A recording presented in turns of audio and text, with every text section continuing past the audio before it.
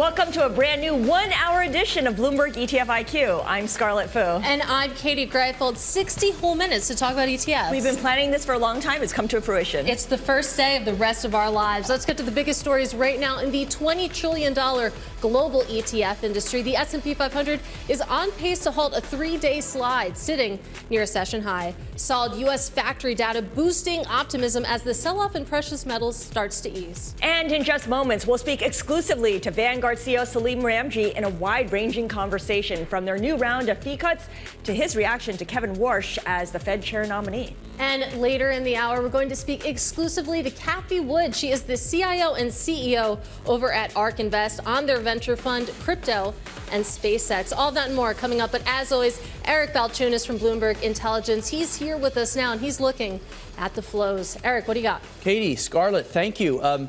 We're not going to look at the week. I want to look at the month because we have a nice clean month, January. What happened? And it was extraordinary. First of all, at the top is VU, $16 billion, absurd. That's $750 million a day into one ETF.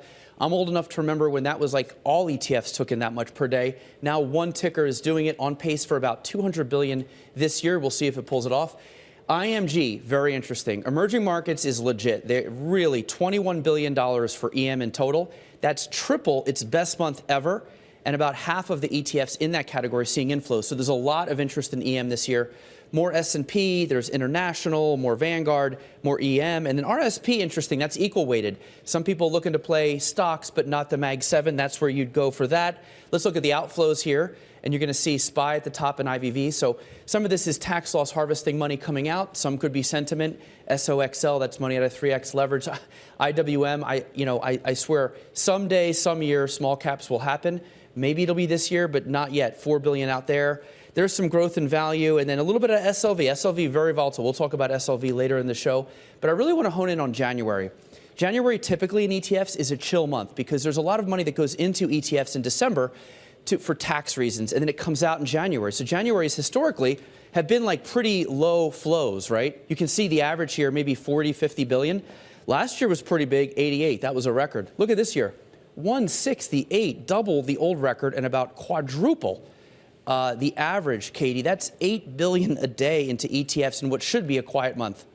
All right, Eric, thank you. Great setup here. Let's keep this conversation going now with Salim Ramji. He is the CEO of Vanguard. Salim, it's great to have you with us on our relaunch day. Let's start with some news out of you this morning that Vanguard unleashing another round of fee cuts. It'll take your average asset-weighted fee down to 6 basis points from 7 basis points. Right. I'm going to ask you the question that I always do, and that is what the decision tree looks like between continuing to lower fees versus investing some of that money back into the business. Well, first of all, it's great to be here, and so thank you all for having me. Yeah, it was a very unoriginal act from Vanguard because it's by our count, it was the 2,200th time in which we've announced fee cuts since our founding. And because of our client ownership structure, Cathie, as you know, we don't have any outside stockholders or any internal owners. And so whenever we generate a surplus, like we did last year, we're able to do a couple of things. First, we're able to invest back into important technologies and important things for the long-term health of the company. And I could talk a little bit more about how we did that, as well as we're able to give clients back a better deal through reduced fees. And that's exactly what we announced this morning. But last year's extraordinary growth in the markets allowed us to do both. Salim, so obviously a lot of the fee cuts were on the passive funds, and they are, as we say, dirt cheap.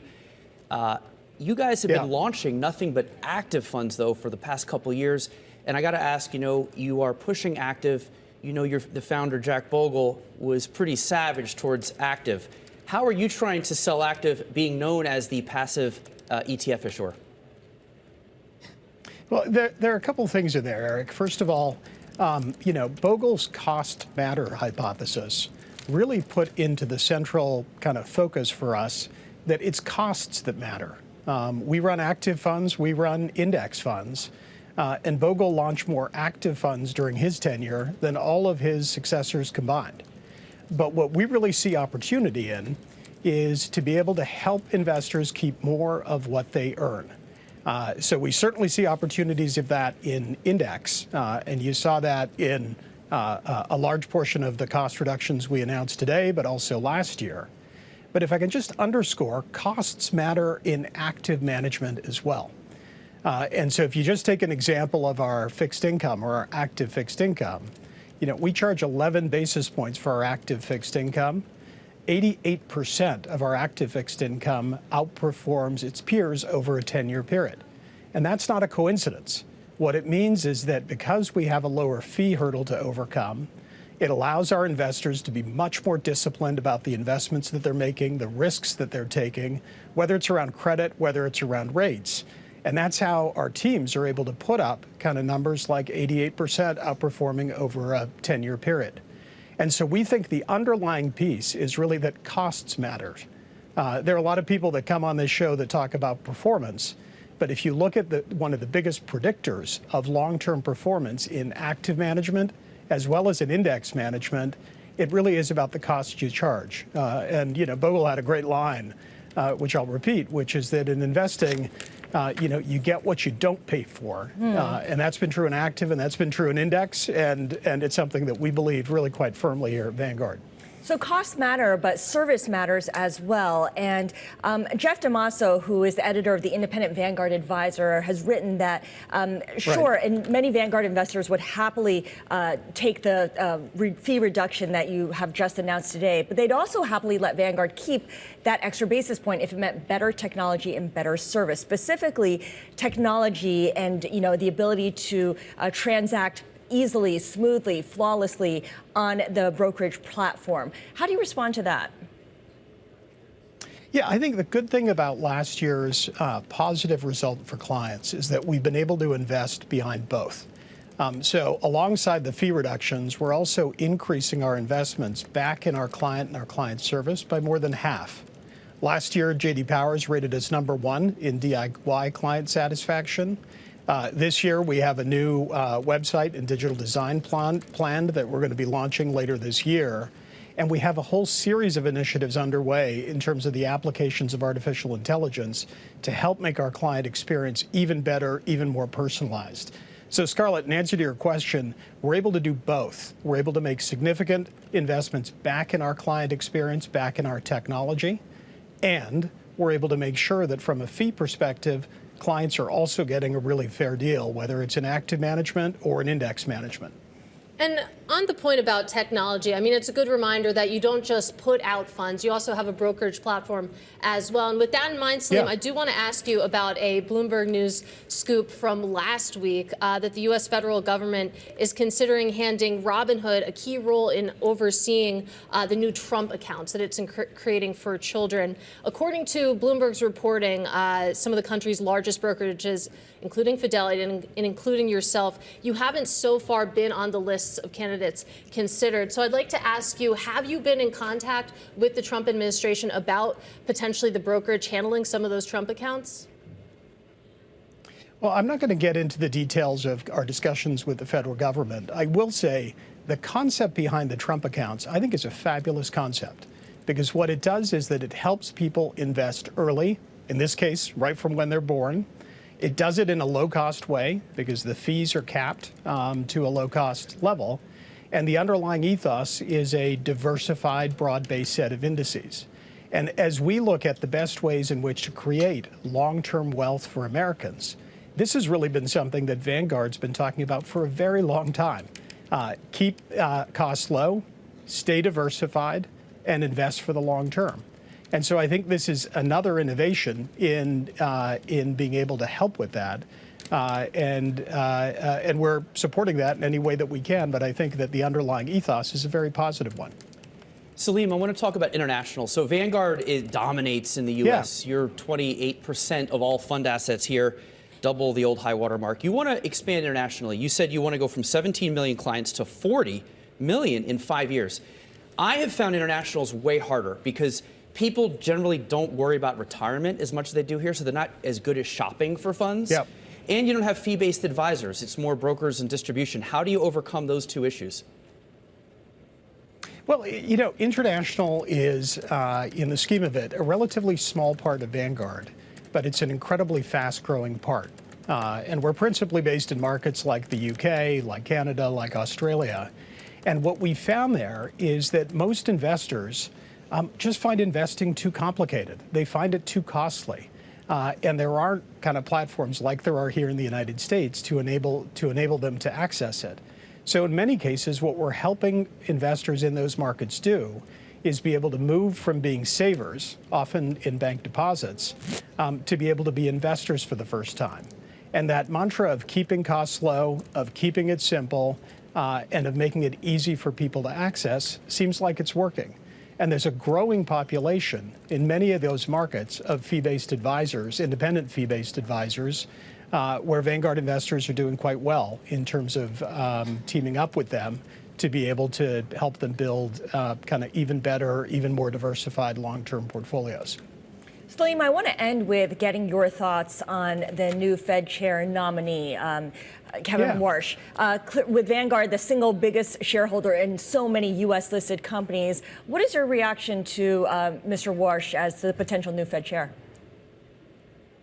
Yeah, look, I think the most important thing is the Fed continues to stay focused on its dual mission. I know Kevin, I think he's a great choice. But the broader piece is really about making sure kind of the Federal Reserve has done what it's done, I think, so effectively for generations of people. So I think that's going to continue, and I think it's going to serve investors well for the long term. All right, Salim, that's a good place to leave it. Really appreciate your time today. Big day for you with the fee cuts, big day for us with the relaunch. So really appreciate it. That is Vanguard CEO Thanks Salim for having Ramji. me. Thank you. Coming up, we're going to keep the party going and speak to Bryon Lake of Goldman Sachs Asset Management on how ETFs are reshaping the future of investing. That conversation up next. This is ETF IQ on Bloomberg.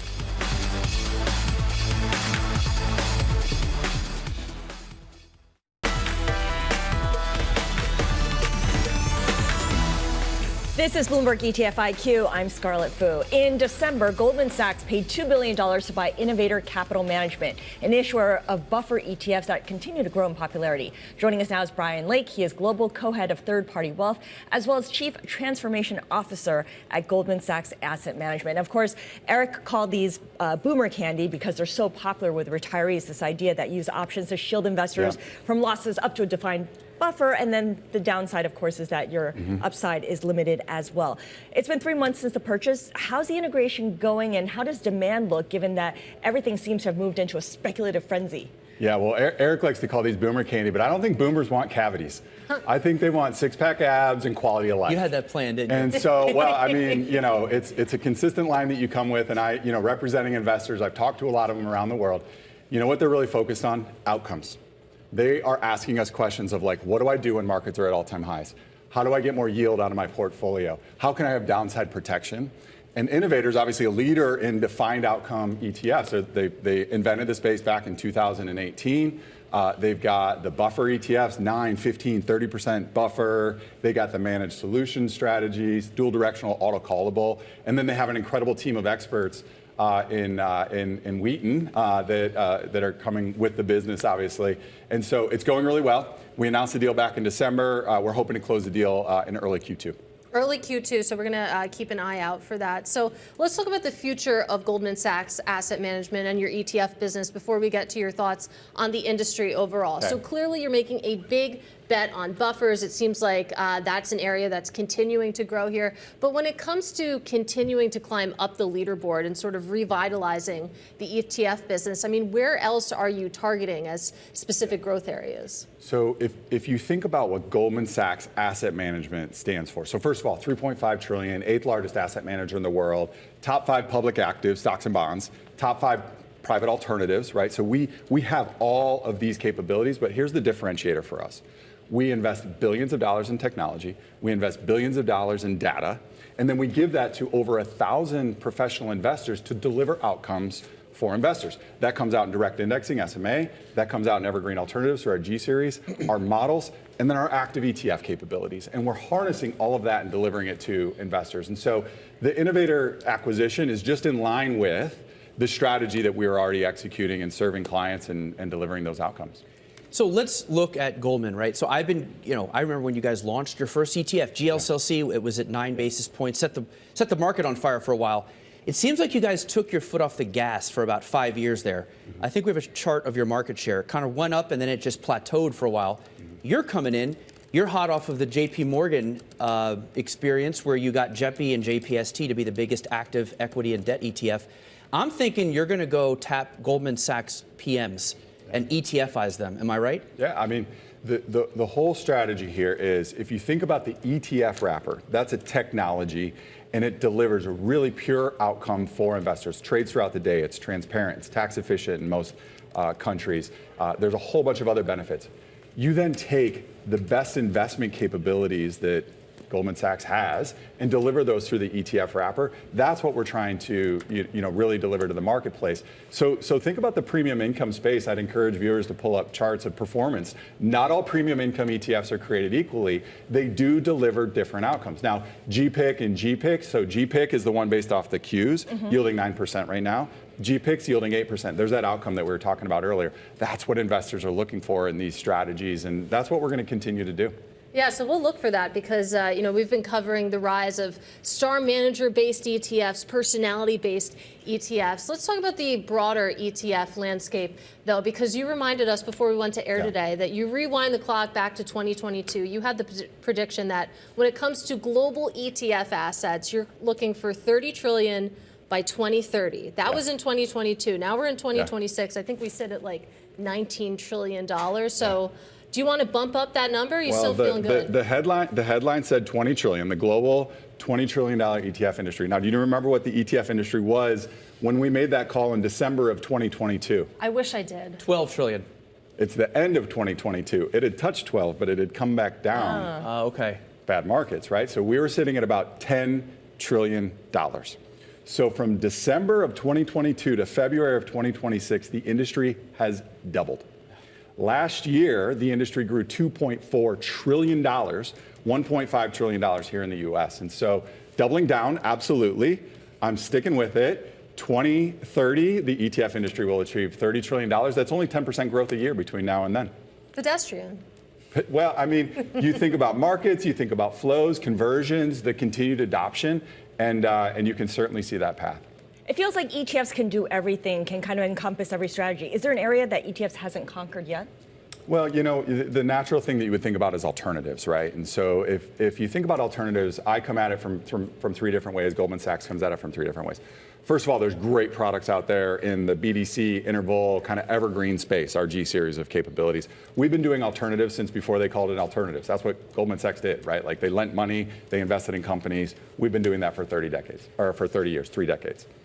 Then you have the middle where we're innovating new products. So we just launched GTPE, which is a private equity-like return tracker. We partnered with MSCI on that. They have proprietary data on 90,000 private companies and using our investment professionals to use that data to deliver a private equity-like return. That's the second way that you can think about alternatives. When people think about alternatives, though, what they're really looking for is uncorrelated returns, diversification. That brings us right back to the Innovator story and some of the differentiators that we've talked about already. These are coming into portfolios in really exciting ways. All right, Bryon, we have to leave it there. It's great to get some time with you on our relaunch day. That is Bryon Lake of Goldman Sachs Asset Management. Now, we do have some breaking news that dropped during our conversation, and that is coming from the BLS, saying that it will delay the release of the January jobs report due to the government shutdown. Remember, that was supposed to be released this Friday. Now we know it's being delayed. We'll continue to follow that story. This is ETF IQ on Bloomberg.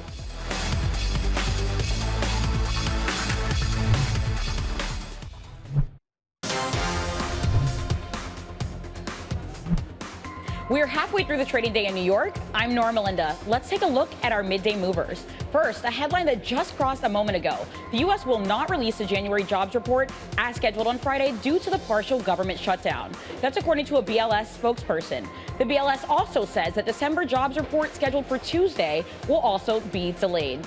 Next, shares of Walt Disney are sliding after the company provided a growth forecast for the current period that analysts deemed disappointing. As the entertainment conglomerate prepares for a new CEO, it said it also expects challenges attracting international tourists to its domestic parks and warned of ongoing increased costs for sports rights.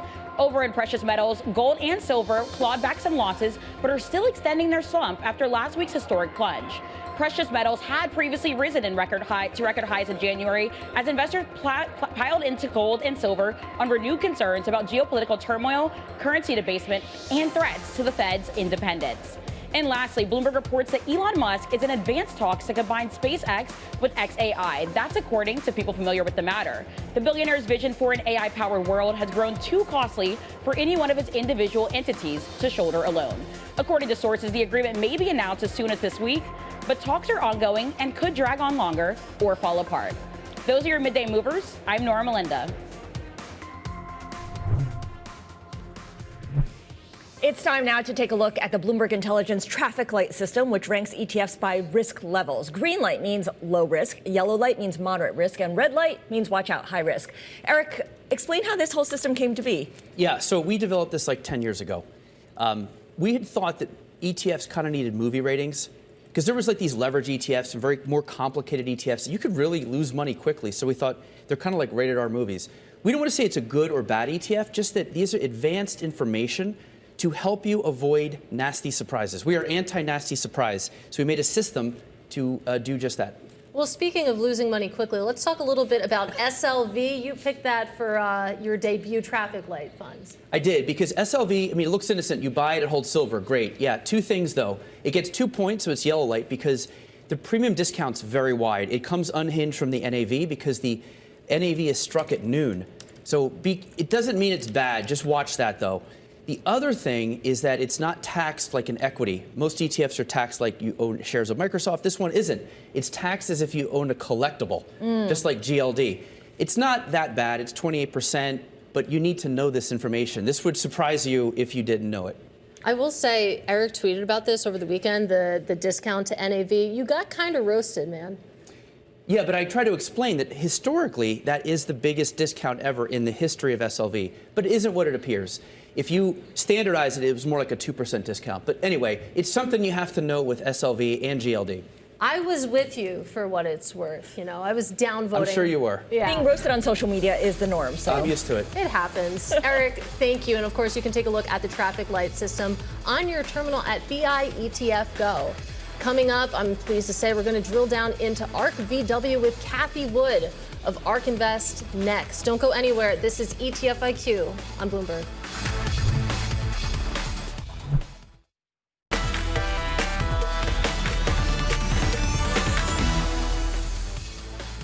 this is Bloomberg ETF IQ. I'm Scarlett Fu, along with Katie Greifeld. And it's time for today's drill down, where we focus on one ETF. Eric, what do you got? Katie, Scarlett, ironically, our first ETF to drill down to is not an ETF, but it's very the topic is very ETF relevant right now. This is the ARK Venture Fund. It's an interval fund. So basically, you can't really get your money out, right? It's almost like a hedge fund in a way. You can only repurchase, come out of the fund every quarter. And the reason for this is because it holds private companies which are not very liquid. So you can see here, it charges 2.9%. That is a high fee for an ETF, but probably moderate for a private equity fund. Everybody's interested in how to get access to these future unicorn IPOs. Look at the holdings of this particular mutual fund, interval fund here, and you're going to see that it's full of all of these companies that we talk about, right? SpaceX, OpenAI, Figure AI, Neuralink, right? Anthropic. It's all in here, and you can see the weightings over there. Pretty decent weightings here. So this fund is perfect if you're looking for that pretty much. But ETFs are trying to take this and put it in there, but it's very difficult. We'll go over that in a minute. Let's look at the performance of this fund, and we look at the performance of ARKVX, and I put it up here against SPY and the Qs. Now remember, nothing beats the Qs basically, right? This is beating the Qs since it came out, 136%. And interestingly enough, the assets are about 500 million. That's not a lot. My theory, if this was an ETF, it would have 10 billion, given the performance and how much people want these hot private companies, Scarlett. So we have this sort of conundrum here with what is appropriate for private companies. I'm actually going to take it from here, Eric. Let's talk more about this non-ETF with Cathie Wood. She is CEO and CIO of ARK Invest. Cathie, great to have you with us. We'll get into the ETF conversation, but let's start with your holdings in your venture fund, because I'm taking a look. It looks like your second biggest holding is SpaceX, of course. As we know, that is a private company, one of Elon Musk's company. right now in talks to potentially merge with XAI and in talks potentially to IPO later this year. I mean, as you digest these news events, how are you feeling about your current slice in SpaceX, which I believe is about 7.5% of this fund? Yes, we're feeling great, especially the rumors are, we have no idea if it will go out at 1.5 trillion. Again, rumors. But SpaceX has big ideas, orbital data centers being the latest. And XAI, which we also own in ARKVX, is going to become a part of this ecosystem. We do believe, and I think we're getting more information now, that this is becoming more and more likely. So when SpaceX does make its debut on the public markets, when it lists, when it IPOs, what does that do to your fund? How do you respond to that? Yes, the wonderful thing about ARKVX and interval funds generally, in terms of the way we've constructed this one, is that it's 20%, roughly 20% public, 80% private. And when SpaceX goes, we will obviously bump up the public position, but we don't have to sell it. Now, it would be unusual if all of these names, SpaceX, Anthropic, XAI, if they all were to go public, yes, we would want to diversify into more private names. But we don't have to sell right away. Now, the other thing that our companies really like is that they can see we have $30 billion of assets under management, and most of those are in the public equity market. So we will be feeding these names into our ETFs as time goes on. So, Cathie, let's talk about this conundrum, right? This is one of the most fascinating topics to me that I'm writing about. You've got all these stocks, you have 500 million. Meanwhile, there's been 3 ETFs that have sort of, I don't know, we call bend the rules or whatever, but they've added privates into their fund. XOVR, immediately 1.5 billion. A Crane Shares ETF has 2 privates. And then Ron B added 22% of SpaceX, and immediately assets jumped 50% in a week. Clearly, the demand is to get this in the ETF format, but it's not the right format. How is this going to play out? It's going to be very interesting. Eric, thank you for doing the research on this, and this space is moving very quickly. The reason we chose the interval fund format was we could have more than 15% of our fund in illiquid assets. Now, it may be that the definition of illiquid is changing. I know we actually have gone to some of our private companies, the ones in the interval fund, saying, hey, we'd love to add you into our ETFs because we think this is such an important story. All we do is focus on disruptive innovation. You are one of the biggest disruptors, let's just say SpaceX. And what we found over time is that they have been reticent. So something is changing here, Eric, and it would be very interesting to get to the bottom of it. The SEC, of course, is deregulating, so that could be part of it. Secondary markets are beginning to grow, meaning private shares on secondary markets, so there's access there.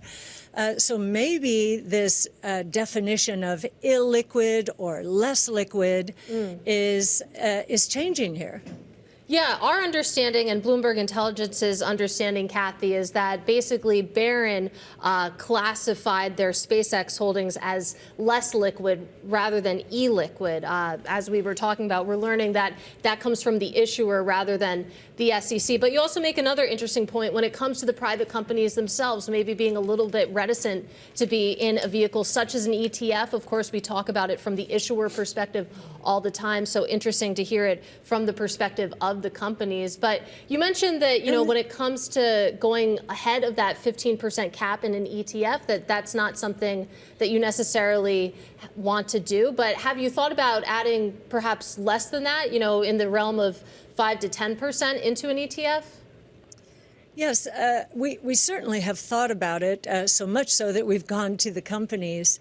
And as I said, at least when we went to these companies, there was some reticence because in the worst case, let's just say, black swan, the public markets go down dramatically. These private positions are not marked to market every day. They could end up easily well above 15%. And then what would a fund be faced doing? Trying to find a secondary market. Now, maybe the secondary markets are becoming more liquid themselves. They're much more liquid today than they were when they first started, maybe 5, 6, 7 years ago. So we've been, I would say, from a compliance point of view, very careful. And then, our market makers are also trying to figure out what to do with this. How do they price in real time when at any minute something crazy could happen coming from one of these private companies? So there are some ecosystem challenges here. Some ecosystem challenges, and it's something that we will be watching for. Certainly, it's an evolving story. Cathie, I do want to get your take on what a lot of people are calling the debasement trade, the effort to diversify beyond the U.S. dollar and U.S. dollar assets, moving to other assets like precious metals, specifically as a hedge against the dollar.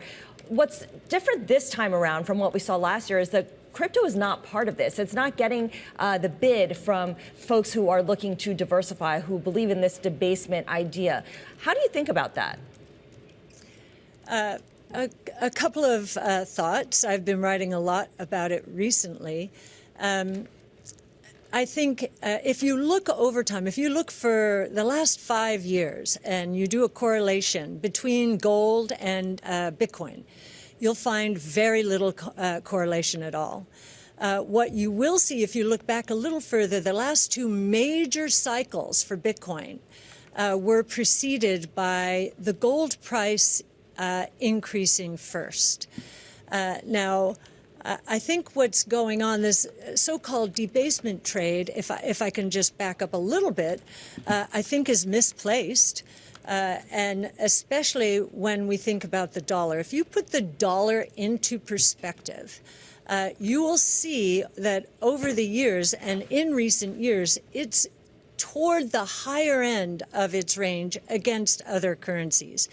And we think that the combination of deregulation here in the United States, big tax changes, especially for corporations, and very business and capital-friendly policies here in the United States. We think because of those, the returns on invested capital in the United States are going to go up relative to those elsewhere in the world. And this, we think, is because Trumponomics, if you want to call it that, is like Reaganomics on steroids. If you look at what happened to the dollar under Reagan, it doubled. It nearly doubled. So much so and so quickly that we ended up in the Plaza and Louvre Accords to try and get it down. So I think it's a little misplaced. Cathie, we had Todd Stone. Thank you for explaining that, by the way. We had Todd Stone of Strategas on with us last week, and he was talking about the key man risk idea for funds that are tightly tied to their star managers. And you're nothing if not a star manager. Take a listen to what Todd said. Think of ARK. Cathie Wood is ARK. She's the face of that company. What happens when Cathie says, you know what, I'm moving on, or whatever it might be. This is going to be really interesting over the next 30 years of all these established players coming into the ETF market, and you're going to lose these key man, key woman risks type there. Key woman risk. I'm just curious about the state of your succession planning over at ARK Invest if one day you want to move on to do something else. Oh, my goodness. I can't imagine that day. Let's just say that to start. But we have a very firm succession plan here. The way we've set up the firm with directors of research, a chief futurist, analysts, research associates, and really the equivalent of investment committees for each of our funds. I think any due diligence effort would look at what we've done here at ARK and be pretty reassured by it. All right, Cathie, that's a good place to leave it. Really appreciate you taking the time for us on our relaunch day. That is Cathie Wood of ARK Invest. And you can read all about this drill down, plus the latest in the ETF industry when you subscribe to my weekly ETF IQ newsletter. That is Bloomberg.com/ETF IQ newsletter. Meanwhile, we do have some more breaking news, this time coming out of the White House, saying that the U.S. is to lower India's total tariff rate to 18%. The U.S. removing a 25% Russian oil penalty tariff on Indian goods as well, Scarlett. Yeah, INDA, the ETF that tracks India, now at session highs, up 3.2% on the news. A nice reminder, there's an ETF for everything. This is ETF IQ on Bloomberg.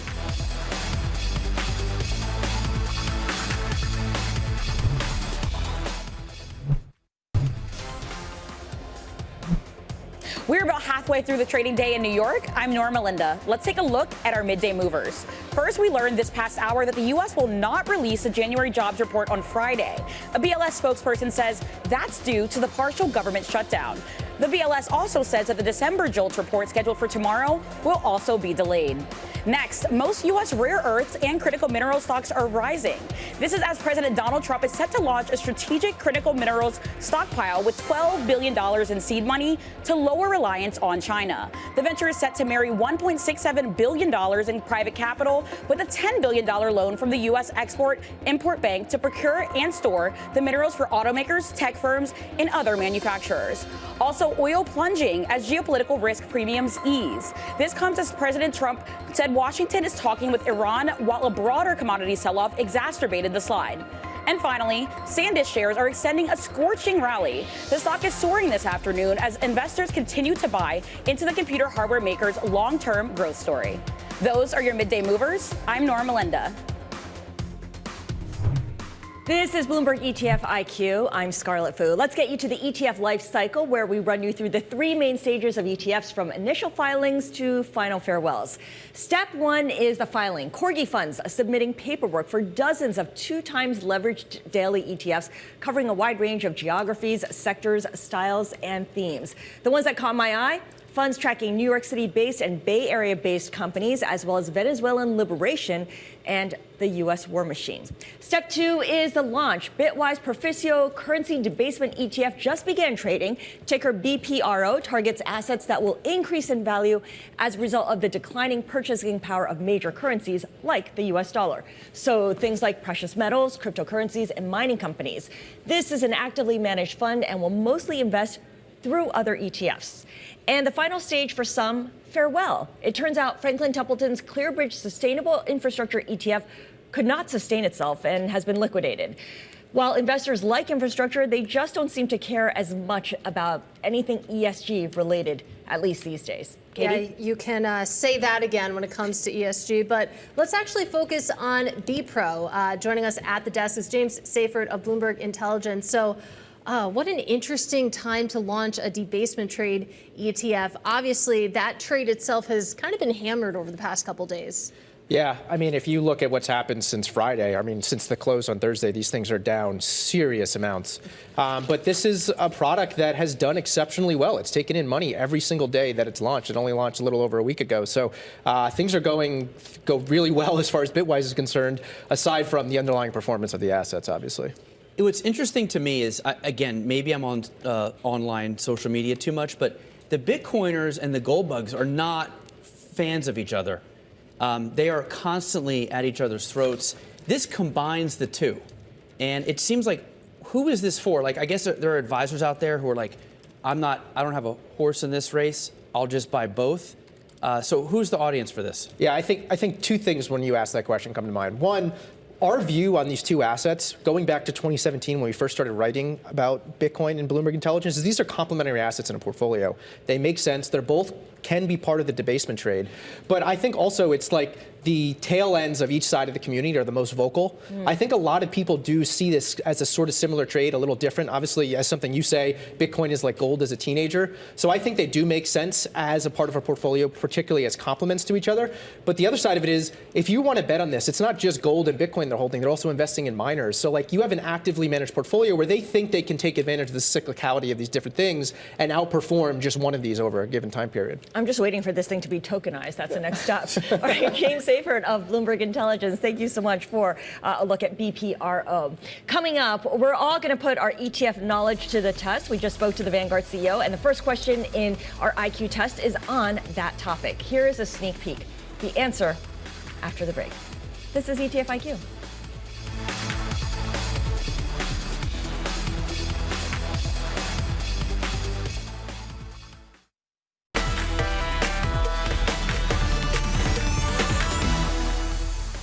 It was a very unoriginal act from Vanguard because it's by our count, it was the 2,200th time in which we've announced fee cuts since our founding. And so whenever we generate a surplus, like we did last year, we're able to do a couple of things. First, we're able to invest back into important technologies and important things for the long-term health of the company.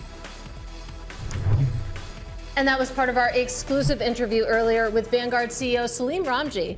And that leads us to our new segment, IQ Test. Bloomberg's Joel Weber is going to see whether Scarlett, Eric, and I really know our stuff when it comes to ETFs. Joel, as you might know, he co-hosts the Trillions podcast with Eric here. He's also the head of games at Bloomberg. Joel, put us to the test. Good to be here. All right, who's ready? Okay, we've got 3 questions, and the first one, inspired by having the Vanguard CEO. Love it. I decided to ask, which ETF holds the largest number of individual securities? All Vanguard answers.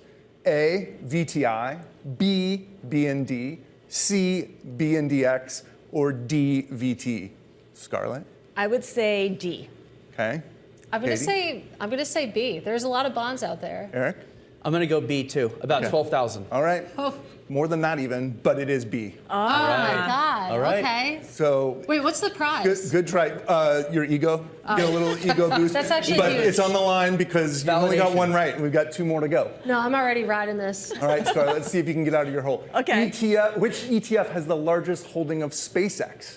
Is it A, XOVR, B, ARKX, I know you had Cathie on, C, Barron First Principles ETF, RONB, or D, the iShares U.S. Aerospace and Defense ETF? Well, I know it's ITA? not D. Okay. So I'm going to go with Good practice here. C. Start excluding. Okay. C. I say C as Going well. Ron B. It's C. It's Okay. easy. All right. C it is. Ron B. I've redeemed myself. Amazing. Almost. You're still down 1. But Oh, okay. harsh. Let's see if you can bring it home. Final question. In 2025, ETFs pulled off a rare triple crown. That's record number of launches, inflows, and volume. When was the previous trifecta? Was it A, 2017, B, 2019, C, 2021, or D, 2023? I'm going to say it's before 2022, so C, 2021. It's C, 2021. Do you remember your own reporting? Yes, I do. There you go. All right, very good. I pulled from Eric's research, so. Yeah, that's almost not fair. C, I wrote about this. Okay, all right. Yeah. So here it's we go. It's a good question, though. There we go. 2021 correct. Is there? We're gonna have a real leaderboard to keep track of your progress. I was just going to say, this is If you like concerning. playing more stuff like this, please go to QuizGo on the terminal or Bloomberg.com/pointed for our weekly news trivia quiz. Do ETFs make it onto your weekly trivia Sometimes quiz? it was just inspired Very by the news, occasionally. right? Yeah. When I was putting together the quiz on the terminal, there were a lot more ETF questions. That was great stuff. You're a little Joel bit Weber. biased, so. A little bit We'll be biased. back next week. Next week, yeah. I like his quiz where you can leverage it up. Yeah. That's okay. I like that because it's like, let's triple leverage We my should answer. do that for the IQ test, Yeah. too. Working on it. That would be Working on it. smart. We'll have which one would you have 3x this week? all of them. Oh, yeah, okay, well, we'll work on that. All gas, We're gonna no get- brakes. That was a lot of fun. I like this segment, actually. Yeah, that was great. And of Good. course, you can find all of Joel's games. He's got a whole bunch of them coming out. Yeah. So keep an eye on that one. I have to say, I rage quit pointed more often than not, but that's a me problem. That does it for Bloomberg ETF IQ, the television show. I'm Katie Greif along with Scarlett Fu and Eric Balchunas. Thank you so much for joining us on our first day as a full hour show. This is Bloomberg.